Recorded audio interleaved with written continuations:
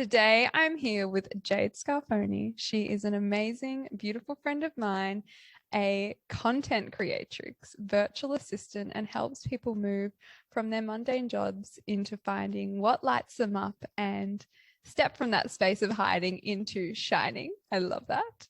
And I feel that we have such a similar background with our time in corporate. So I'm very excited for our discussion today. So welcome on the podcast, Jade. Thanks for having me, Kristin. I am super excited to be here. Yes, we've been like having the giggles for like the last 5-10 minutes. So we finally woosed ourselves into being able to get words out, but Jade's still experiencing the remnants a little bit. So it's going to be a really fun episode today. I can already feel it. And maybe this will help us just drop in a little bit. We're actually going to pull a card from the deck for us and the collective today. So Jade is going to shuffle the deck and pick a card. So we are pulling a card from the Oracle of the Mermaids by Lucy Cavendish. And yeah, there might be a little message that's perfect for you listening, but also for us, as it always is. So I'm very excited to see what you pull out, Jade.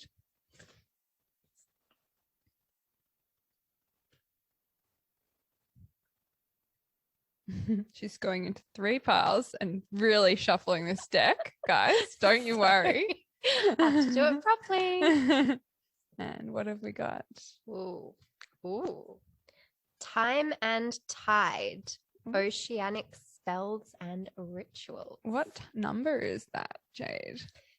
It is number 18. Oh, I was almost at 18. She is beautiful. The mermaids sing. In our world and in yours of old, the rituals would be observed and the festivals kept, because that way the mother would breathe in and out more easily, and we would breathe with her in the way of the cycles of the soul, planet, and galaxy. We make offerings to the sea mother, being sure to clean and care for her liminal zones, the places where you have so often walked. Have you not seen the dolphins moving through the shoreline, appearing to chase the fish? They are hunting, it is true, but they are also moving along the coastline, cleansing toxic pockets of energy. We often attempt to detangle the creatures from the sea nets, and these too are rituals and spells. And you humans wonder what sacred acts you can do. You can sing and dance beneath the moon, on the shore, in the forest, by the lake, but you can also do the most sacred of all, a magical action at low tide. Before gathering any magical tools along the shore, you must be sure you have made an offering to the sea. We do not take before we give. The sea provides us with all life on this planet, just as the green and brown rich loamy earth. Let us thank her before collecting her driftwood, her seashells, or casting out a line for fish. It is time for a well thought out act of connection, a ritual or spell with the realm of the mer-beings, with the sea, with her creature. When done with great formality and mindfulness, many acts can become magical and reconnect us to the sacred within us and outside of us. I love that. So beautiful. I just got like that part where it said sing and dance under the moon, because we were just singing when the moon hits your eye. Oh my gosh, we were. Yes, on Jade's story. If you have to check her out and then find us on there. Definitely see it. Well, that sounds so beautiful. There's a lot there about like connecting with Mother Earth and finding that time for ourselves in ritual and sacredness. And I feel that you and I have connected so much over that in the time that we've known each other. Sure have. But I wanted to kick off, first of all, with maybe you just sharing a little bit about your story and how you have come to be the person sitting in front of me today, and the gifts and passions that you've shared and found along the way. How much time do we have? Plenty. Okay, I'll try to give you the condensed version of my story. So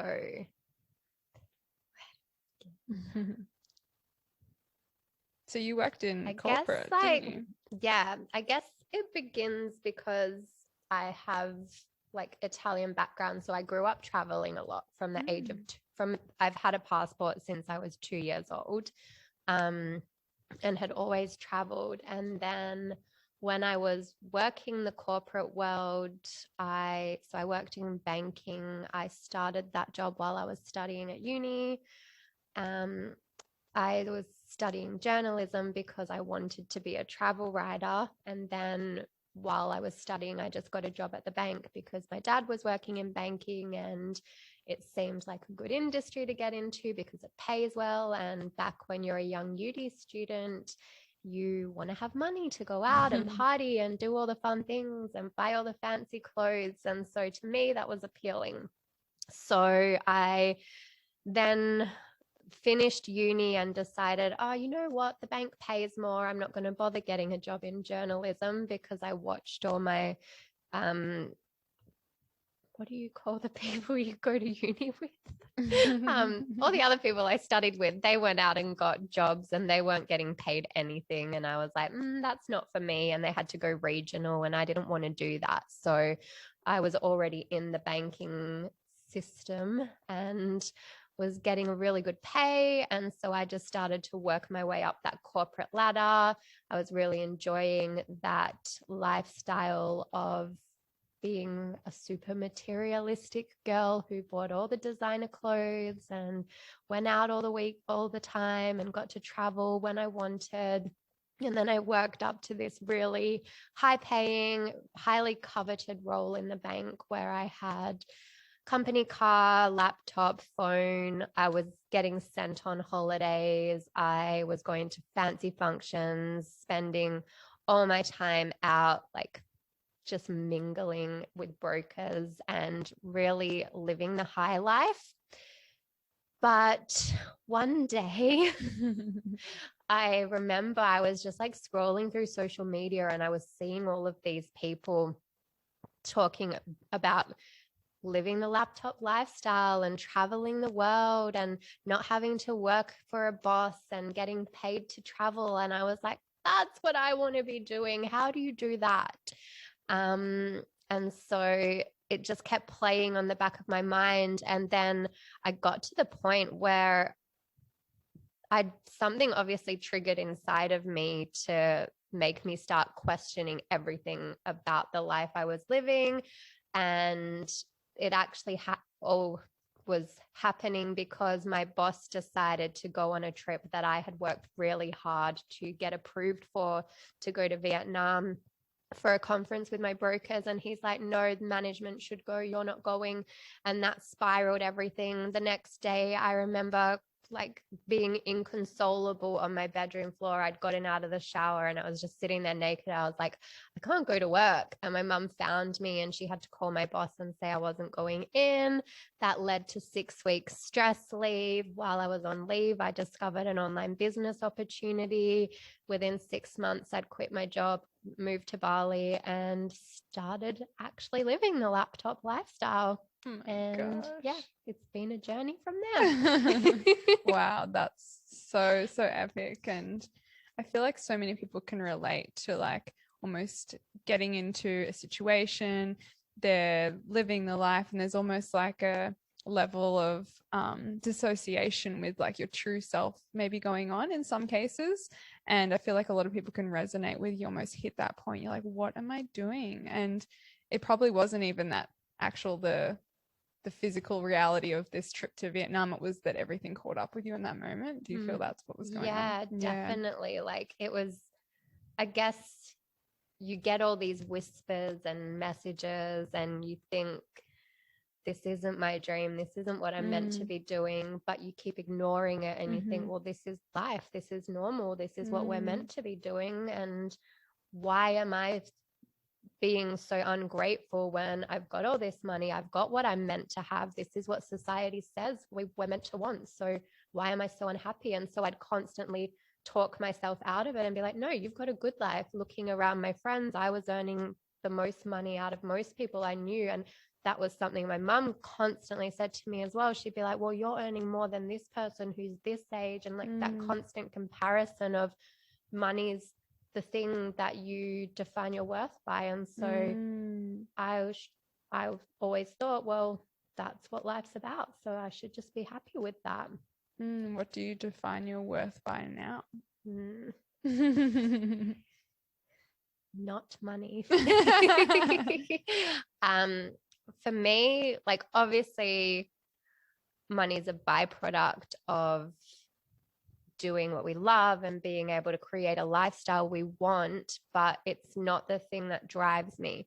For me, it's being able to wake up every day and do what, like, set my own schedule and have time for rituals and self-care and self-love, and working with people that I really adore working with, and being able to spend an afternoon doing stuff like this where I don't have a set schedule, and it's just freedom. Freedom to me is the most important thing. Last week I was down in Byron for photo shoots and with one of the teams I work with, and every day is so different in my business, and that's what I love.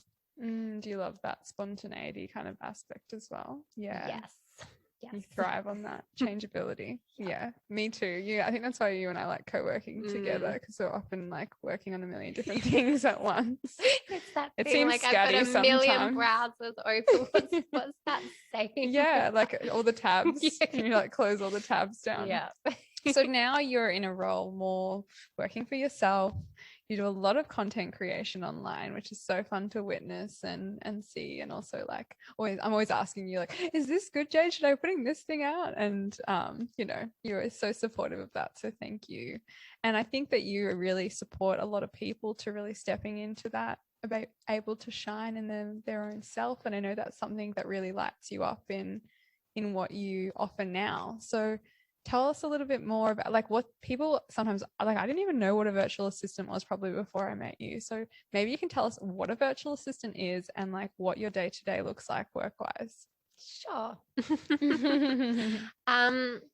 So I'm trying to get away from the virtual assistant term, because I feel like there's someone that does anything and everything for people. So I'm trying to get more streamlined in what I actually offer in terms of the things I love doing is setting up courses for people, like, so online business owners.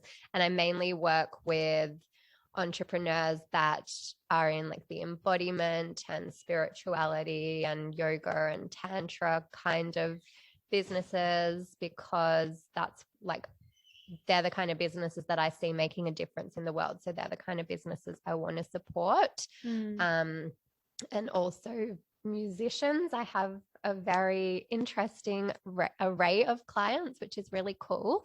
And the kind of things that I do for them is I set up their courses and programs. I keep in touch with their students to make sure everything's running smoothly and they've all got access to their platforms. I help with the email marketing setup so that we can have all the campaigns in place, sales funnels, basically all the behind the scenes tech stuff that people don't like to do or don't really want to learn how to do. I'm a weirdo that loves that stuff. So people get me to do that for them. And then I get to be behind the scenes of all these really amazing businesses that make a difference in so many people's lives. And I really love that. I get to be like this important piece of bringing these visions to life, because a lot of people wouldn't be able to create them without the tech, and a lot of people don't want to do the tech. So it's really fun. So what's your, obviously, like, your world is so embedded in like social media and like the technology that we have, and I love how candid you are with the way that you come out and speak about things. We were having a conversation like a couple of weeks ago. It's like, you should have a show that's like Jade Untamed or whatever, and it's just you talking all the stuff that you're like, coming out with, which maybe a lot of people, like I was saying that I can be sometimes afraid to express like my true opinion online, and sometimes like really just let myself shine and be who I am. And what's your thoughts on like the current play of like dealing with social media, and how do you cope with that as like not being an unhealthy experience? You're like, Kristin, such a juicy one. It's actually quite funny that you brought that question up, because I literally just posted a reel I haven't seen it an hour ago, which it's like asking questions saying, is this too much? Am I being too polarizing? Will people unfollow me?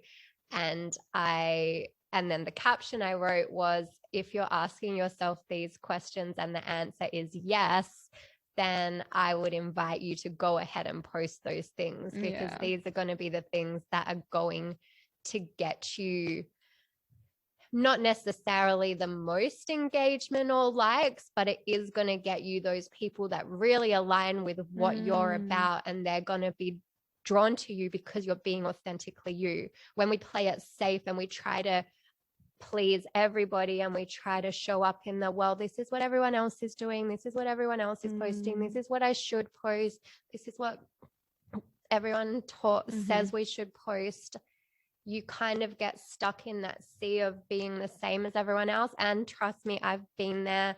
I actually had a phase where I started a brand new account because I didn't want my friends and family to see me posting about my business, because I felt so afraid to show that side of me. And it wasn't until I got to the point where I was like, I don't care anymore. I'm just going to post what I want to post. And then once I adopted that mentality, then I was just like, okay, now I'm really unleashing. And now I barely even post about business, and I just post whatever I feel like posting in the moment. And it's actually so exciting because I never know what I'm going to post. And then I'm like, whoa, okay, that was fun. Wow. And so there's two questions I want to stem on from there. One is how did you integrate that into your life, and how have you helped others integrate that sort of thing into their businesses and life as well? So the way I got to that point was I actually signed up for a business program last year, which I thought was going to be about business, and it ended up being like a total unraveling of everything I've ever known. And I went through this full identity crisis. Like, it was all about healing our trauma and all of that kind of stuff. And so I really started to accept myself and love myself. And then because I started to surround myself with people that were showing up in that way, that gave me the confidence to show up in that way. And I was like, you know what, I was attracted to these people for a reason, and you tend to gravitate towards the people that are doing the things that trigger you because you actually want to be that way. And this business mentor that I ended up signing up with, she was loud, she was posting all the time, she was showing up in her underwear sometimes, and I was like, how is she so confident? Why is she doing this? And I was like, I want to be like her. And so I'm not fully there yet, but I do show up in whatever moment or whatever I feel like showing up in now. And then I think it's also just integrating it into my day, and it's become part of my daily routine, I guess, where I just get on and share how I am and share what's coming up. And then it's just like part of my day now. And people relate to that and will always say that I'm inspiring them and that it gives them permission to be more of themselves. And I see it as a ripple effect because my mentor gave me that permission, and now I'm able to be that person to other people. And I've seen the people around me starting to show up more as well. And I just get so much joy out of that. Wow, that's so beautiful. And I really can see that.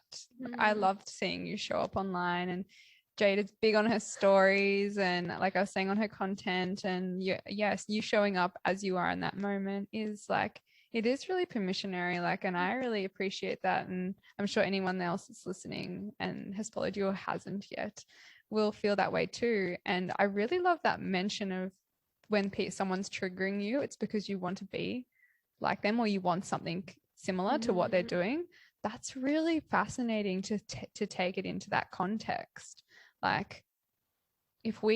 How different would the world be if we had that awareness of when someone's triggering us, it's because we wish we were more like that person in a way. Or it's like mirroring something to us that we either don't see within ourselves or we're searching for within ourselves. And so it's like you don't like that that person's doing it because really you want to be able to do that, or you want to meet that part of yourself, but you're too afraid. Or you already do that and you don't want to honor that. Exactly. Or like when your family triggers you, it's usually like you do the same thing, or whoever, you know, that sort of thing. No, I really like that that slightly shifted angle. Thank you for that. And it leads perfectly into, like we mentioned comparison earlier on. You were comparing yourself, your mum was comparing you to your colleague or your friends your age, and that you know, compared to your friends you had this, and then she was comparing me to her friends. To like her older, friends. because she's like, well, these people are older than you and they don't have as much as you, so you should be grateful. Oh my and I'm goodness. like, but that's not what makes me happy. How, like, and it's amazing that you could already like identify that you wanted to be broken free of comparison in that moment, considering comparison is such a big thing in social media. Like, it's very hard not to be like, oh, I see this person, I want that piece of them, and then we start to see the comparison of ourselves. And like in the younger generations as well, I think that this really plays out in people's mental health. Have you like experienced that yourself, and how did you overcome those aspects, considering you're so fully available online most of the time? Yeah, it's so fascinating. I actually did another interview with someone who's writing a book about social media on Saturday, and he asked a similar question. And it's really interesting to compare, to use that word, but I'm comparing myself to where I was before I started working online compared to now. Because before I started working online, my feed was full of like models and celebrities and all of the people that were living this lifestyle that I thought was unattainable, or that I thought was what we should want. And so I was making myself miserable because I was scrolling through a feed of what I deemed to be perfect and better, and I was comparing myself to that, wanting that. And now my feed's completely different because I have consciously made it that I follow people that inspire me and light me up, and friends, and I want to see people succeed, and I'm excited by their success. And I look at it now and go, well, if that's possible for them, then that's what's possible for me. And it's really encouraging to see that kind of thing. So yeah, I find you get to create your social media experience, and you don't have to follow, even if you know people, you don't have to follow them if it's not inspiring you in some way or not making you feel good. You get to choose who you follow. Don't be obligated. It makes me think of that. I don't know if Tony Robbins said this. There's plenty of you know, speakers that say this, that you're the sum of the 5 people that you spend the most time with. So like if you consciously like even add up all the income of those people, like that, you'll usually make an average of what those people make income wise, but also your personality, the way that you approach things, your mental health, negativity, positivity, all those things will be a sum of those 5 people. But in today's day and age, it's also such a big part of like our environment online as well. So like you were saying, curating your feed is actually really powerful, like, and to not feel obligated to have to follow people. Like, I think that's really freeing for, you know, to hear that sort of thing.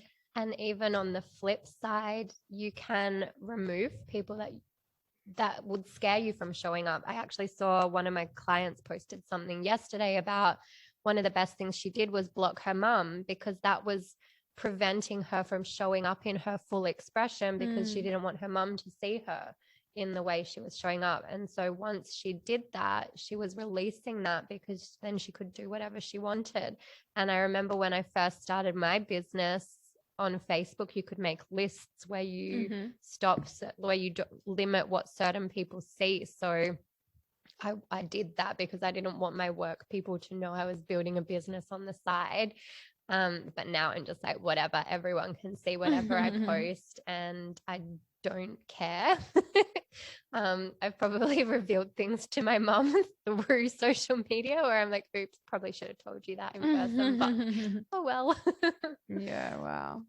That's really beautiful though. Yeah. Like, I love that whole like, don't give an F, like, I'm just going to be me sort of experience. And yeah, it's just so powerful. What are some like amazing things that you could say to people to help them to not care so much about what other people think of them? Ooh. it takes time. Yeah. Like, but I feel like you can start, like, anything that feels a little bit edgy, just start there.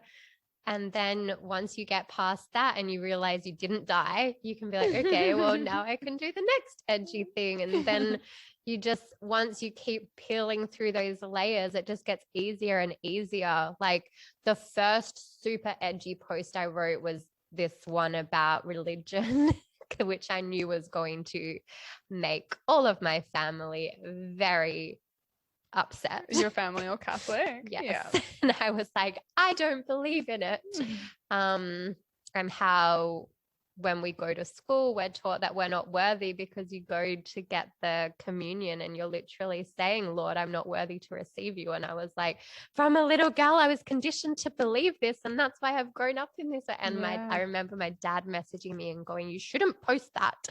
And then lots of other posts after that were not approved by him either. And then I was like, oh, well, he still loves me. So yeah, if I can post this stuff and the people in my life that are important still love me, then it doesn't matter what other random people on the internet think. And if people don't like what I have to say, they can unfollow me and it's not going to affect me because I don't know them. So I find it's so fascinating because I speak to people who aren't afraid to get up in a room full of people in person, whereas that's something that terrifies me because I'm like, yeah, but I know those people. Whereas on the internet, it's like 90% of the people that follow me, I've never met. So if they don't agree with what I say or they don't like it, it doesn't matter. They can go elsewhere. That's where you find your freedom. Yeah, that's really cool. And yeah, I think it's like just coming back to that real like love within yourself where you've always got you. And you also know that one thing you say on the internet isn't all of you. And if someone misinterprets one thing, then they're making a judgment based on their own whatever's coming up for them. So it's not even a reflection of you. So just coming back to that all the time and being so sure of yourself that it doesn't matter. Yeah, amazing. Were you like that when you worked at the bank? Not at all. I don't know. I was very assertive. I used to get in a lot. I used to stand up for my brokers big time. So basically I managed a portfolio of brokers and I really cared about them. I didn't really care about what people inside the bank thought about me because they weren't the ones giving me the business. So if I had to go into battle, I would. And I ruffled a lot of feathers in the bank. And that's why eventually I was like, I can't deal with this because there was so much red tape and policies. And they say that the credit team was there to help you, but we would never do the things I asked them to do. And it was, just super frustrating. So I always felt like I was bashing my head against a wall. Yeah, I can definitely relate. Like, I think the last year that I worked at the bank, there was like 5 restructures and like our department just getting restructured. I was like praying, like, please make me redundant because I just wanted to like get a payout and leave at the end because it was just ridiculous. Yeah. And I think that I feel like it's really interesting to notice what you were like feeling passionate about when you're at the bank versus like what you tend to do now. And there's a big level of you, it sounds like, that was an advocate at that point in time. And I feel like a big part of you now is an advocate for standing up in your power and all these sort of things. Oh, wow. Isn't that so interesting? And it's so like, I always think of when we are in like a job that feels like in alignment for a while and maybe then it doesn't end up being, or we are in a job that feels fully in alignment, we're on like a scale of like what we're meant to be doing. So for me, like I really wanted to be helping people, and working in recruitment was helping people, and in sales and customer service support, that was helping people. It was like I was helping people, but what end of the scale was I helping people on versus what I could be doing? Like if I really like was using my full gift to help people. And it kind of sounds like a similar sense for you, like to notice like you advocating and, you know, speaking out and having that there versus now. It's like, what's end of the scale are you on? So fascinating. Yeah, I really like that kind of visual thought as well.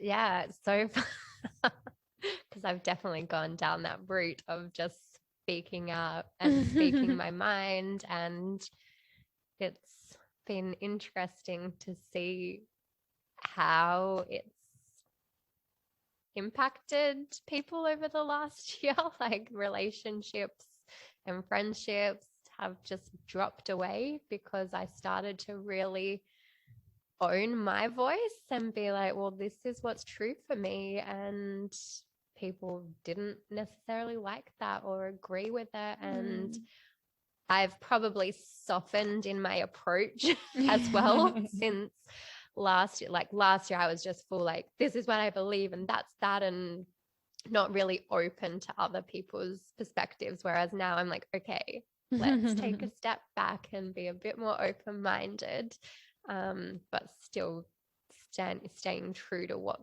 feels intuitively right for me. So I feel like that's very you embodied, like the truth. And it's interesting, like I reflected before we started that we've got an Aquarius full moon coming up at the end of this week, and Aquarius is that kind of like change maker, progress, like it's my sun sign, but like I feel like you embody like this kind of full moon in Aquarius kind of feeling in your being of like standing in your truth and like letting go of the old and just speaking out. Which is so fascinating because I have no Aquarius in my chart. Really? Oh my gosh. Like you're, yeah, I don't know. But I was so excited about the age of Aquarius because I'm like, yes, this is the time of great change and we're going to be the people that change the world and all of that kind of stuff. So yeah, I don't know where I get that from because it's not in my chart at all. Yeah, amazing. But I do have Scorpio. Yeah, quite. We'll get into it. Amazing. Maybe I'll ask the questions now and we'll see where we go. Usually we do these at the end, but I'm feeling called to do them now because we were talking about astrology. So tell us your sun, your moon, and your rising sign, and maybe we can go deeper because we always chat about these sorts of things. So my sun is in Scorpio, my moon is in Libra, and my rising is Pisces. Oh, you've got a rising Pisces. I wouldn't have guessed that actually, but I think that helps soften maybe some of your Scorpio that's obviously there. I can get very Scorpio. Yeah, like I thought you were going to have some Leo placement. That I have a Leo in Midhaven. In Midhaven, which is like the way that you want to show yourself in this world in a way. I'm pretty sure. I think, is it the same as MC? Midhaven, MC? I think so. Something to do with the way you show up in work, and we don't take it. We like ask people advice, but then we do what we want anyway. Yeah, like you need to embody your royal self in that moment. Yeah, I've got Leo in Jupiter. So the way I get luck and abundance is by being in my Leo. Just be my royal self. Which we're coming into Leo season soon, aren't we? Yeah. Well, then that's the opposite of my sun sign as well, because I'm an Aquarius. So here I am, an Aquarius. That's why I always feel you and I have similar probably things, because you do channel this kind of Aquarian energy. Maybe it's also because I'm a projector in human design, and I kind of you're skipping to my next question. Sorry. I kind of take the energy of the people that are around me. Yeah, I don't actually know like quite a lot about human design. I've told this to you. I thought, like, because I'm a projector as well, and I think the first time I told you I was projector, I was like, yeah, but I don't really believe in it. And I was like, it's probably a really projector thing to say. I don't know anything about it, but I've actually been seeing having a session with this guy that does some human design weaved in, so I'm understanding it a little bit more now. But it's interesting because when I listened to what a reflector is, I really resonated with the reflector, and what you just said then was what my belief was around reflectors. It is more of a reflector thing. Reflectors kind of reflect back the people that are around them, but projectors are non-energy beings, so we thrive off the energy of the people that are around us. But then we also need to take a step back to just come back to ourselves and release everyone else's energy. And if we're around the wrong kind of energy types that don't fill us up, It then we impacts can, us. like that can drain us, Yeah. which is very interesting because there were lots of times in my life before where I've been like, I've just met a person and been like, no, I don't feel good around them. And and it got me in a lot of arguments with my boyfriend because he's like, you're so judgmental. I was like, but I just don't get a good feeling around them. Moment. And then things would actually happen where they turned out to be not so great. People like stole from him and stuff. And I was like, I just knew. But people don't Intuitive. Yeah. And I feel like everything you're saying about the projector there, it kind of fits in really well with your Scorpio, your Libra, and your Pisces, actually. Like I can really kind of paint that picture. That's probably why I like that projectorness really like tapped in for you when you first heard about it. Oh yeah, I was like, I've never been so understood in my life. I felt so seen. Yeah, whereas I've got such an Aquarius like heart in me that I'm like, what do you mean you're putting me in a box? I'm not just one thing. Well, but that's what I like, because the reading I got was from a lady that's very anti, like the dogmatic approach to it. And she was like, use it as a guide, but don't define yourself by it. And so I got a full reading of my entire chart. And it was really interesting. Yeah, I feel like I'm getting a bit more of that information now. And it's resonating more with me now as well. Yeah. And it's interesting because my like everywhere that I have open or whatever it is, Alex has like lines through there, so I'm like we're a good match for each other, which I'm like, yeah, of course. That's so interesting. What is your favorite fruit? Ooh. Do you have a new favorite? I was going to say, generally, if you ask the question, it would be watermelon, but I'm kind of loving these custard apples. Is it custard apples that Kristin's introduced me to recently? Every time Jay comes to my house, she gets a custard apple. They're really yummy. If you haven't tried them, you should. Yeah. What do they taste like? Oh my God. They taste what they sound like? Custard apple? But they're very sweet. Oh, it's delicious. Just like melts in your mouth and it's so yummy. Oh my gosh. What did you think of the other fruit that you tried today? We tried yellow. We had yellow sapote today. Did you like it? I did. It was kind of potatoey. It tastes like a really sweet potato in a fruit, like a cooked sweet potato, obviously. It was yummy. If you could return to one moment in your life and live it again, or to re-experience it again, what would you go to? We're getting a lot of giggles again.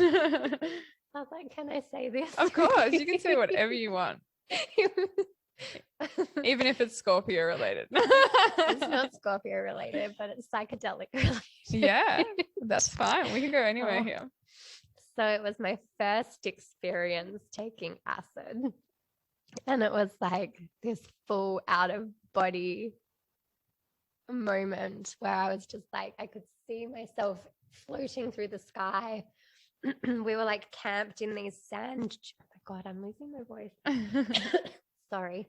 Is that like a thing? Like my throat's like, I shouldn't be talking about this. Or you had like a moment that you were like, yeah, that's weird. No wonder you like push so hard to like speak your voice, because you're like, no, I gotta work through any of these physical things. Yeah.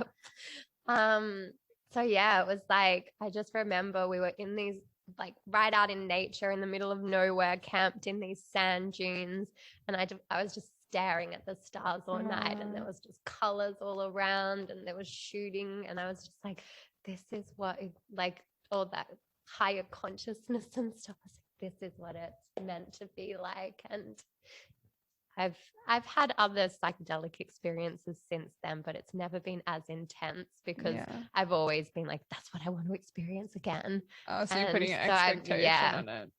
But it was, pretty amazing. It sounds beautiful. Would you choose yoga or Pilates? Or neither? I'm one of those, like, this is the funny thing. I'm in this spiritual community. Or and Qigong. I'm like, not Have you tried yoga. Qigong? I've tried, like, we should do some Qigong together. I did enjoy that probably the most, but I've only done it once with a friend on the beach, and it was really like, that felt more like my kind of flowy thing. Like, I've done yoga retreats, and it's actually funny because my personal trainer this morning was like, just get up and do a flow every morning, just a 5-minute flow. Let's And do one in the morning. and she's like showing me the different poses. Don't even know the word. But my body just is so awkward. And I've never been able to get into it. That's so funny. But I want to. So it's funny because I would always choose Pilates or Qigong. Like I really love Qigong. But since I did my last fast, it's like my brain just gets yoga and I'm obsessed now. Like it's really interesting. I think because I had such big revelations about my breath during my fast that I actually all of a sudden realized that that's what yoga is all for me. Yeah. Like it's like, oh wow, it's like bringing that breath and mindfulness through. And I think I always struggled to like fully breathe and like allow any discomfort to like be moved through with my breath, that I struggle with it. So it's interesting because I would have been the same. I was like, I just didn't get yoga. It just wasn't for me. Yeah. And when I first wrote all these questions, I would have chosen Pilates, but now I would choose yoga. Isn't that so interesting? That gives me hope because it's not like I see how much it helps people and I see how much everyone around me loves it. And I'm like, I want to, but it's probably a thing in my head as well where I'm like, my body is not flexible and my body won't do that. So I just need to change that story too. Yeah, we can work on it. What plant or flower do you work with the most? Or have you been working with the most? Well, since your ceremony, I've been drinking a lot of hibiscus tea. I'm quite obsessed with that. And blue lotus. I feel very strongly connected to ancient Egypt. So I'm very drawn to that. So beautiful. Oh, I've got some more questions for you in a sec. What's your favorite crystal? At the moment, citrine. Oh, because I'm calling in abundance. Love it. And courage. Yes. Beautiful. And do you want me to tell you an interesting fact about citrine?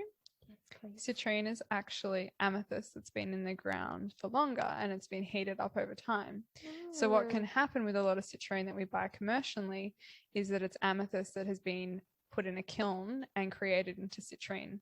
It can also be from like smoky quartz and something else it could be from, but it's actually like it is one crystal and then it becomes it's citrine. Very interesting. That is very interesting. So very cool. I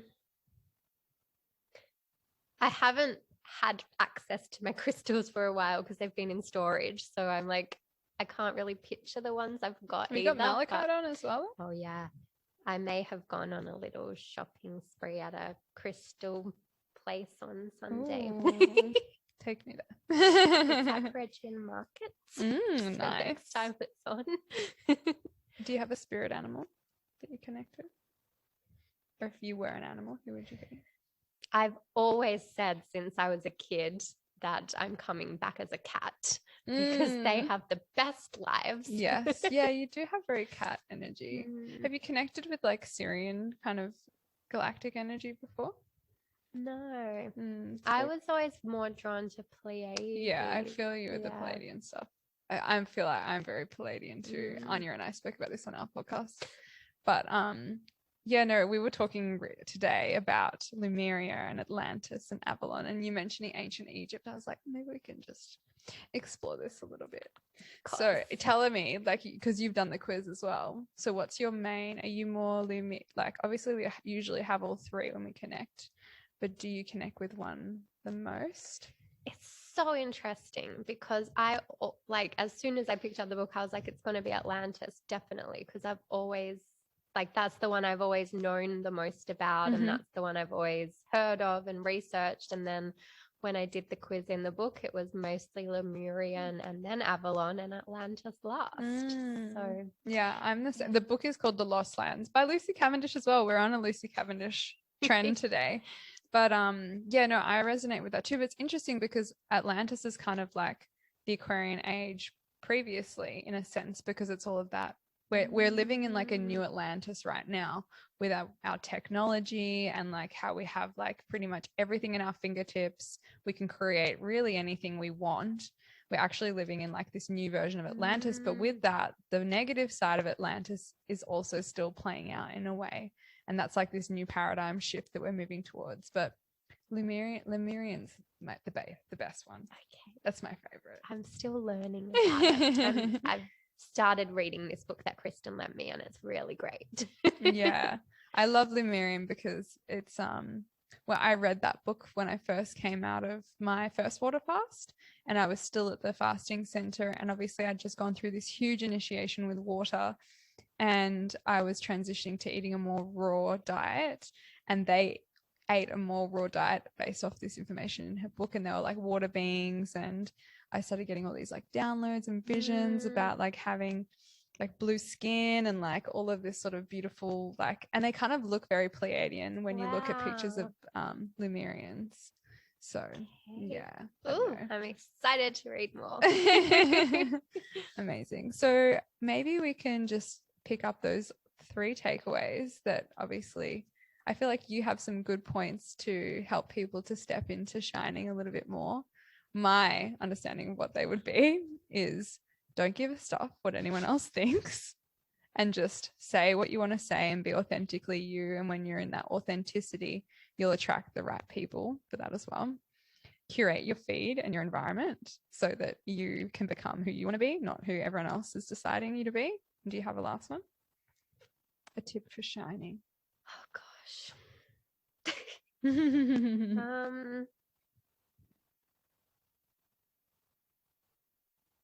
I guess don't be afraid to fail. And don't like, nothing really is failing. Yeah. Because we're just constantly learning and growing and changing, and know that if you believed something yesterday, it's okay to change your mind tomorrow, and you don't have to be the same person you were yesterday. And that is the most freeing thing. I've actually said to people, like, if anybody actually watches my stories every day, they must think I am like, I have about 500 different personalities, because some days I'm on there crying, other days I'm dancing, other days I'm super happy, and I'm just like full spectrum. This is me. And like, and then being able to take that offline as well has been a really beautiful experience, because I realized by being more of myself online, it's actually started to make me feel safe to do that offline around the people that are in my life. And I had a really beautiful experience this weekend, because I am going through a bit of an interesting time in my life, and I just broke down and cried in about 5 different people's arms, because they asked me how I was, and I was like, I'm actually not okay today. And I've never, ever, ever felt safe to do that before in my life. It was always cry in my car and hide and don't let people see your emotions, because we're taught not to be that way. The world only wants to see you in a certain way. And so, yeah, just be vulnerable, because it really helps you to connect with people. And when you do that, it's like the messages I get from people saying that they relate to the things I'm sharing, I'd never get that if I hid it. So yeah, it actually is really healing as well to share your story and share your truth, because people relate. And healing for other people too. And there's one last thing I want to finish with before we finish up. Obviously, we had the mermaids come through at the start, and I know that you go to the ocean a lot and you connect with the sea. And so what is that practice like for you, and how do you give to yourself and to the nature around you so that you can move through this life in a beautiful, sacred way? It's probably not as like set in stone at the moment, because I'm so all over the place with my living situation. But when I am really in a good settled space, like I would get up every morning to go watch the sunrise, and I just love sitting at the beach. And I've just had, like, that's where I get a lot of my downloads, and I sit there and I journal, and I just lay in the sand and just soak up the sun. And whenever, like, the ocean is the place I go to whenever I need to process anything or just be by myself, or it's just I wrote a very nice piece about it the other day and I can't think of what I said, but it's like I just go there and sit and stare out at the vast space and like feel the earth vibrating, and like it's just that real connection to what's actually possible, and that we can create anything. And it's just always reminds me of, I've lost my words, but anyway, it's a great place to be. The ocean and her vastness, reminding us of the vastness of space, and that we're really just a little blip in, and in our own heads and in our own story we feel like we're the center of, we're the main character, but in the actual premise of the earth and life, we're not the main character, and there's so much more happening in that bigger picture. And the more that we can take the time to connect with that space, I feel that we can really connect with beautiful downloads and connection from spirit and our most grounded self. And I invite everyone listening to take time like that in nature for themselves. And also, like the card said, give some before you take some. So give her a blessing, give her an offering, pick up the rubbish on the way, and just be so grateful for what nature has to offer us. Definitely. It's so beautiful. And like that whole remembrance piece, that it's part of us and we're part of it, and we're all connected, and it's like that higher level of consciousness that our thoughts can reach people anywhere. And it's just, when you sit there and actually think about it, it's so vast. Create before you consume. It's like being in that still space so that you can create, and what you put out there is helping the world in some way, even if it triggers some people. I think I trigger people on the daily. It's good. It's good if you trigger. Some people need to be triggered. I know I've needed to be triggered much through my life, and I'm thankful I have. It's allowed me to grow. So do you have any current offerings, or how can people work with you, or how can people find you? Or you've got some things in the pipeline coming up soon? So I actually do have a course called Hiding to Shining, which is currently in hiding. But if you want in, then you message Jade. Yes, I need to get it back up to being live, but it is there. And I've got a couple of other courses in the pipeline that I want to create, all about content creation and being your fully expressed self online. And one to actually teach people how to create an online business as a virtual assistant, because I've got so many clients that I actually have had to turn people away now. So I would love to create a database of other virtual assistants that I can refer people to.